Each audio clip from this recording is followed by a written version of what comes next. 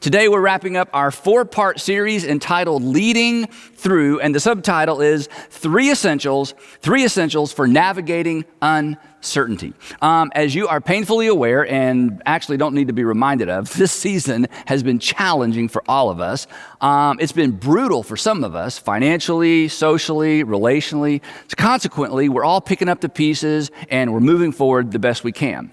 But many of us are actually not simply navigating ourselves through this difficult time. We're responsible for helping other folks move forward as well, right? Family members, employees, team members, students, perhaps your entire community.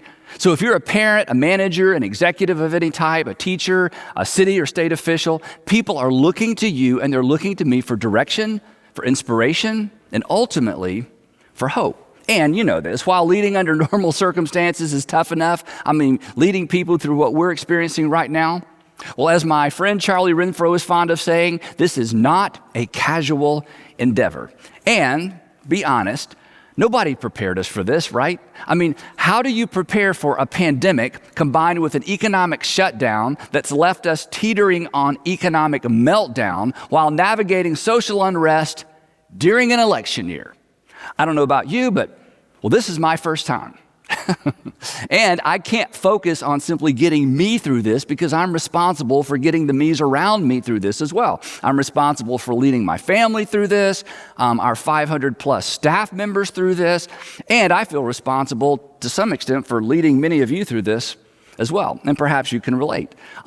There aren't any maps. There aren't any instructions. We're making this up as we go along. And this is the tension that every single leader lives with. Every father who's lost his job.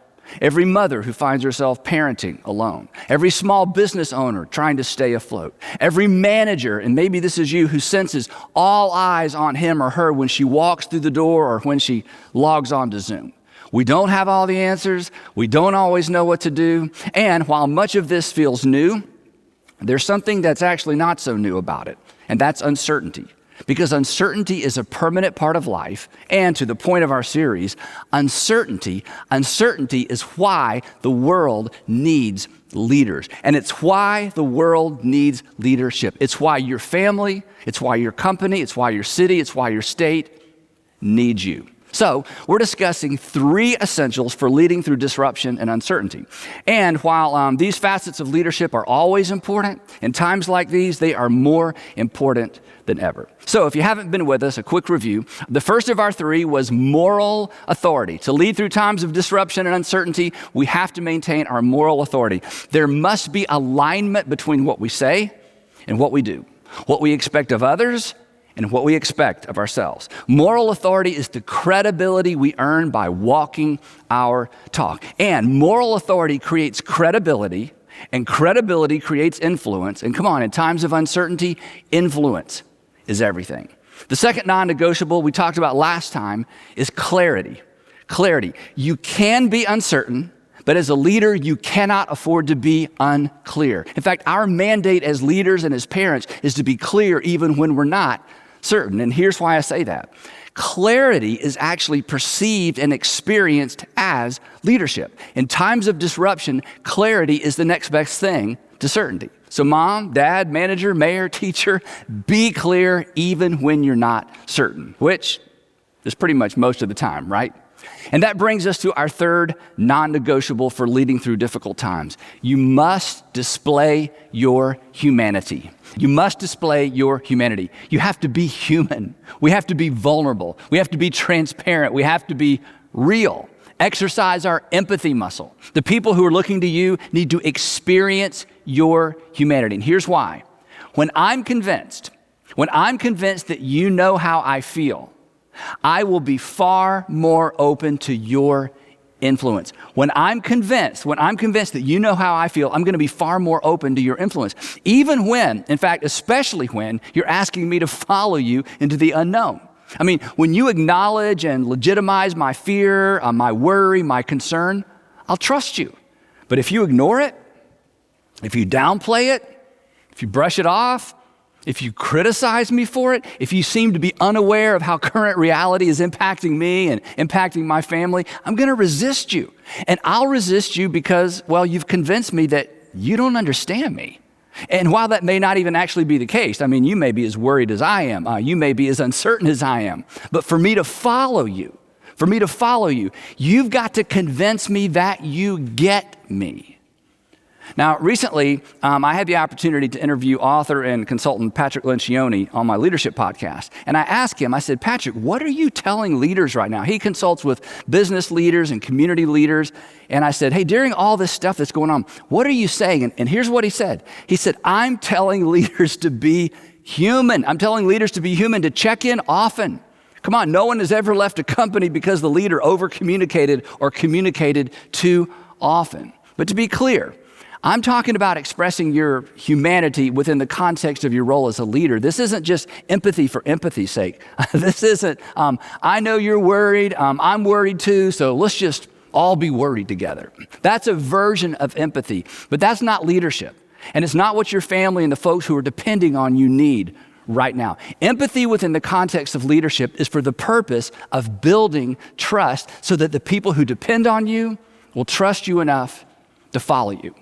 Now, there's actually a biblical term for this that I think encapsulates this idea perfectly. It captures this dynamic. It may make you a bit nervous, but it shouldn't. And it's the term pastor.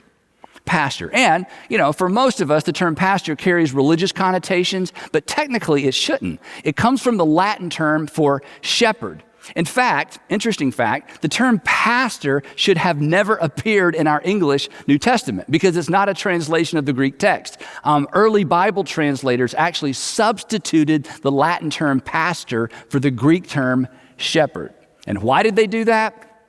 Well, that's a story for another day. But originally, like back in Jesus' day originally, pastoring or literally shepherding was a function, not a church office. It certainly wasn't a position. Now, the important thing for our discussion is that during times of disruption, uncertainty, our families, our communities, and our employees need to be pastored or shepherded. Not because they're sheep, because they're looking to you and they're looking to me they're looking to us for what sheep look to their shepherds for: protection, security, and reassurance. So if you lead in any capacity, shepherding is part of your responsibility. And if you're thinking, well, Andy, that's easy for you to say because you're a professional shepherd, it's not as easy for me to say as you might imagine.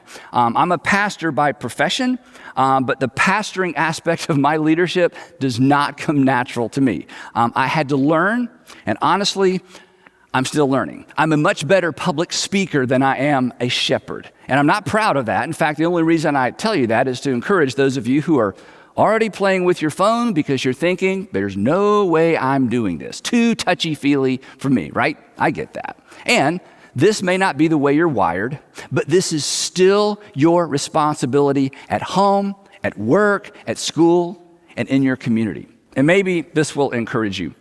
Years ago, one of our board members was rushed to the hospital for emergency surgery. And when I found out, I drove over to the hospital to check on him.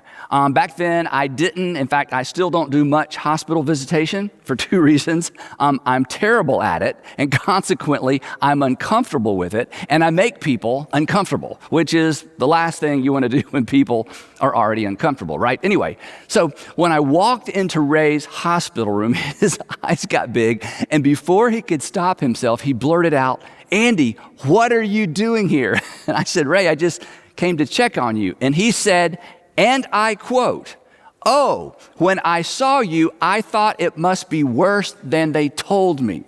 I'm such a comforting presence." So, for some of you, what I'm about to suggest will not be natural. But that doesn't mean you don't care about people. You do. You just care differently. But, and this is so important, in times of disruption, in times of uncertainty, we have to disrupt our own patterns and resist, in some cases, our personalities and our temperaments. In times of uncertainty, we have to step into the role of pastor and shepherd because, along with clarity and moral authority, that's what people need. It's not necessarily what they need most.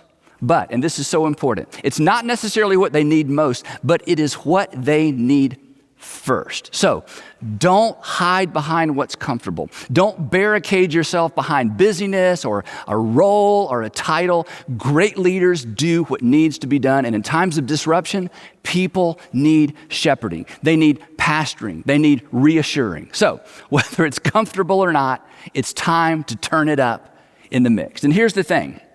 In fact, I'll make you a promise. If you do this, even if you do it poorly, even if you do it awkwardly, the people you're responsible for will be so grateful. They will appreciate the fact that you are stepping outside of your comfort zone for their sake, that you're putting them first. And according to Jesus, that's what great leaders do. That's what he did. He put other people first. After a particularly stressful season of literally hands-on ministry, Jesus and his 12 apostles decided to get out of town for a break. In fact, Peter, by way of Mark, tells us what took place. Here's what Peter told Mark. He said, so they, talking about the 12 apostles and Jesus, so they went away by themselves in a boat to a solitary place. So they decided we just need to get away from the crowd and take a break because they've been so busy.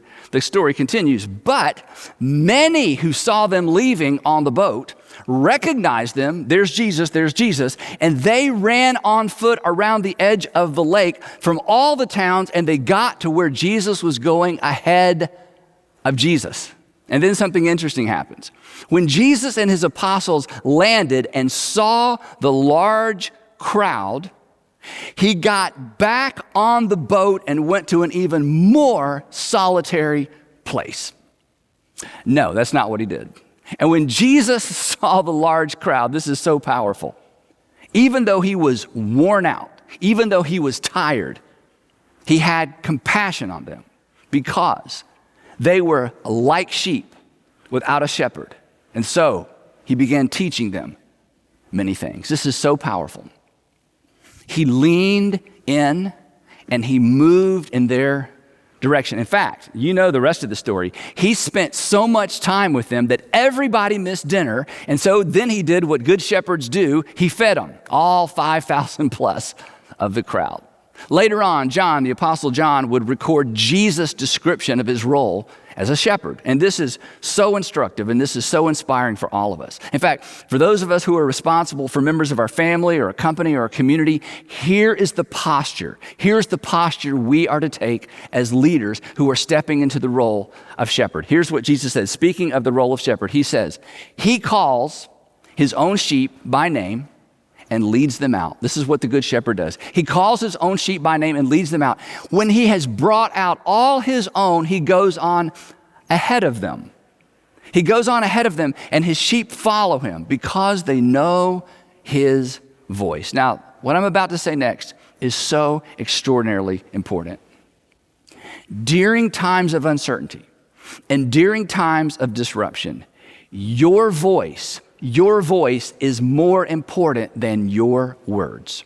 During times of uncertainty and disruption, when it comes to the people looking to you for hope and reassurance, your voice is more important than your words. Your voice is an expression of your humanity. People need to hear your voice. It's not enough for them to read your words. Email and text, those are for normal times. But during times of disruption and uncertainty, find ways for people to hear your voice. When you're tempted to text, call.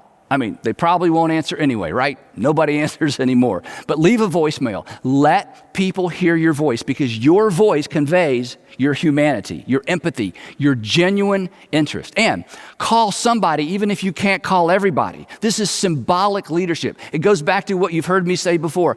Always look for an opportunity to do for one what you wish you could do for everyone. Your team or your staff may be too large for you to call everyone, but call someone and check in, especially those who are having a particularly difficult time in this season. And please ignore that little voice in your head. Ignore that little voice in your head that says, well, since I can't do it for everyone, I shouldn't do it for anyone. That's nonsense. Don't try to be fair. Be engaged, especially now. And again, This doesn't come naturally for me, not because I don't care, but because I forget how important this is. When I first heard that my friend Stuart Hall had been rushed to the hospital with complications from COVID, I came home that afternoon and I told Sandra, and I was telling her all about the things that were going on.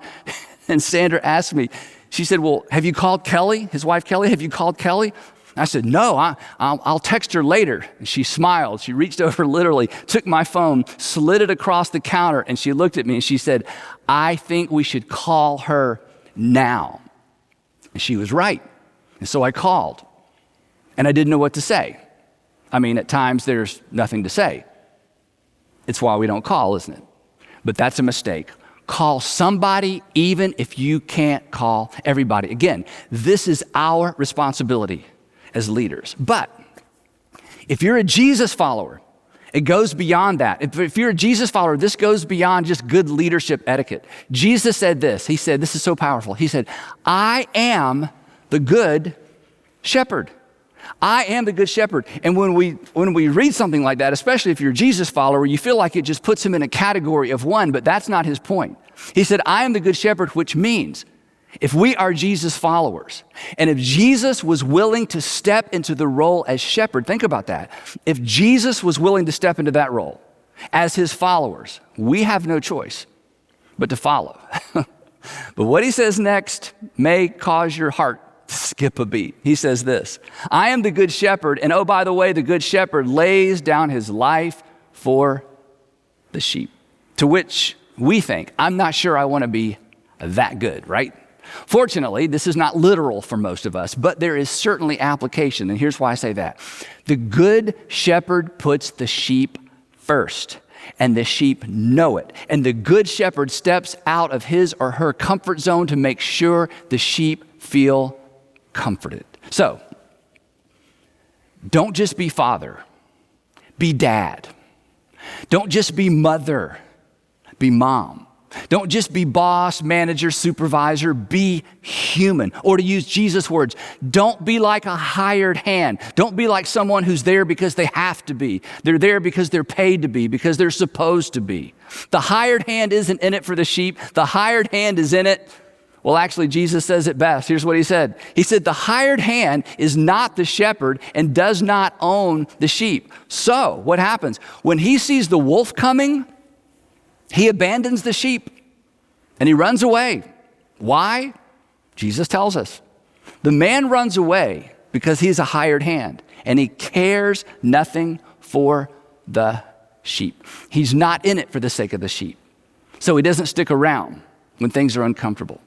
During times of uncertainty and disruption, when the wolves are howling, your presence, your willingness to stick around, your willingness to keep showing up is more important than ever. Your presence is more important than your presentation. Your presence is more important than your preparation. Where I struggle with this as a leader and sometimes even as a father is I feel like there's no reason to show up until I have something new to say, right? Until I have something helpful to say, insightful to say, until I have something specific to offer, until I have answers and solutions. That's a mistake. In times of uncertainty, our presence is everything. And this is difficult for some of us because we're solution people, right? We're progress oriented. So why pull people together if we don't have solutions and answers? Because in times of disruption, there is something more important, namely our presence. Now, this next little illustration may be a bit close to home, so I just want to warn you ahead of time. But have you ever sat in a waiting room waiting for information from a doctor or a surgeon? Let me ask you this. If you've ever been in that situation, can they show up or check in too often? Can they show up or check in too frequently? I mean, can they be too present? No, because when the doctor or the surgeon walks in, what do? We lean in. Why? Because we crave reassurance. We crave their presence. We don't want a text and we don't want a phone call. We want a person. And in a hospital waiting room, come on, we could care less about the quality of the doctor's presentation, right? We don't roll our eyes if his grammar isn't perfect or she mispronounces a name. So as a father, as a husband, as a leader, as a boss, here's the question. Here's the question that I'm responsible for asking myself every single day. And if you have people looking to you for direction, reassurance, and hope, it's a question you should ask yourself every day as well. And here it is. Do people know? Do people know? Do people know that I care? Do the people you are responsible for, do they know that you care? You know you care, but do they know? Or to ask it a different way, is your humanity showing? Is your humanity showing? To wrap up, I want to tell you a story. It involves President Obama. And if you're a Democrat, you're going to love this. If you are a Republican, you should love this. Not because you necessarily loved him, but because you're mature enough to learn from anybody and everybody, right? So for 4 minutes, just 4 minutes, I want you to set aside your political filter, because this incident from his presidency punctuates the importance of taking on the mantle of shepherd and pastor in times of disruption, uncertainty, and in this instance, in times of unspeakable tragedy.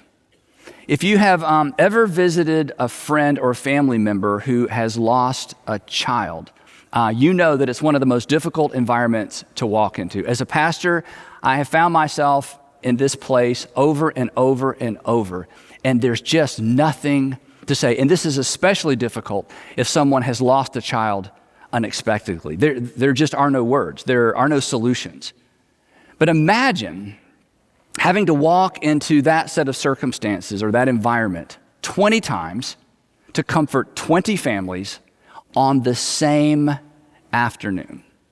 This is the situation President Obama found himself walking into by choice following the Sandy Hook Elementary School shootings in 2012 in Newtown, Connecticut. On the morning of December 14th, you'll probably remember this, a 20-year-old broke into the school right after the doors had been locked. He shot and killed 26 people, including 20 children, before taking his own life. The oldest child was 7 years old. Michelle Obama, in her memoirs, said this. She said it was the darkest day in the White House. She wrote, when I walked into the Oval Office, Barack and I embraced silently. There was nothing to say. No words. As a fact guy, that's how she describes him. As a fact guy, she said that President Obama demanded to be fully briefed. He wanted all the details. Joshua Dubois, who was the spiritual advisor to the president, in his book, The President's Devotional, describes a Saturday afternoon that the president called him and said he wanted to meet with each of the families of the victims, and he wanted Joshua to go with him. Joshua describes what happened when they arrived. This is from his book. He said, we prepared 7 or 8 classrooms for the families of the slain children and teachers, 2 or 3 families to a classroom. The president took a deep breath, steeled himself, and went into the first classroom. And what happened next, he says, I'll never forget. Person after person received an engulfing hug from our commander-in-chief. He would say, tell me about your son. Tell me about your daughter. And then he would hold pictures of the lost beloved as their parents described their favorite foods, their favorite television shows, and the sounds of their laughter. For the younger siblings of those who had passed away, many of them 2 or 3, 4 years old, way too young to understand, he said that the president would grab them, toss them into the air laughing, and then hand them a box of White House M&Ms. Joshua says this, in each room, I saw his eyes water, but he did not break. And then the entire scene would repeat itself for hours, over and over again, through well over 100 relatives of the fallen, each one equally broken, each one equally wrecked by the loss. Joshua says that he and the president flew home in silence, and that President Obama never spoke of these sacred moments in public. In fact, this is probably the first time you've heard about this. Now, here's why I tell you that story. It takes away our excuses. Because that day, President Obama was the pastor in chief, the shepherd in chief, not because he claimed that title. It's not a title. Because he acted, because he led in that capacity. He showed his humanity. He took off the mantle of authority and he set it aside because that's what the moment called for. Think about it. He could have gotten away with a handwritten note. He could have gotten away with just a call. He could have met with all the families at one time, expressed his condolences, and then flown home. But he didn't. He waited in because that's what the moment called for. The point being this: there's a time for us non-huggers to hug, for us order givers to listen, for the fact people to stop and just feel, for us progress people to pause and just be in the moment, for fathers to be dad, and for mothers to be mom. In times of disruption and uncertainty, words are important, but words are not enough. Lead with your humanity, your presence, your compassion, your empathy. Assure the people who are looking to you that you care. Make sure your humanity is showing. Now, before we go, I want to give you 3 questions to keep this conversation going. The first question is this. This is a big one. Who needs to see more of your humanity in this season? Who needs to see more of your humanity in this season? And chances are someone has nudged you in this direction and you resisted. Who needs to see more of your humanity in this season? Number 2, are you ever tempted to use fairness as an excuse not to engage? Are you ever tempted to hide behind, well, since I can't do it for everyone, I shouldn't do it for anyone? And where do you think this way of thinking originated? I'll give you my theory. I think this originated in the elementary school cafeteria. You remember on Fridays, oftentimes there was a special dessert on Fridays, at least in the school I went to. We usually got a brownie on Fridays. And so, of course, when we sat down to eat, the first thing we ate was the brownie, right? And we kind of piddled with the rest of our food. And then on occasion, I would get up and I would walk back over to the cafeteria line when there weren't any other kids around. And I would get the lunch lady's attention and I would say to her, "Could I have another brownie, please?" And what would she say to me? You can guess. She would say, "Well, if I give you one, I have to give everyone one." To which I would say, "No, you don't. Just give me one. This is between me and you, right?"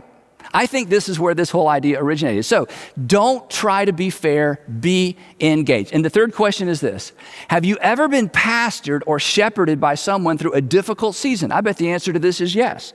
What did they do or what did they say that made all the difference? Because remembering this incident from your life may set you up and prepare you to do the same for someone else in this difficult season.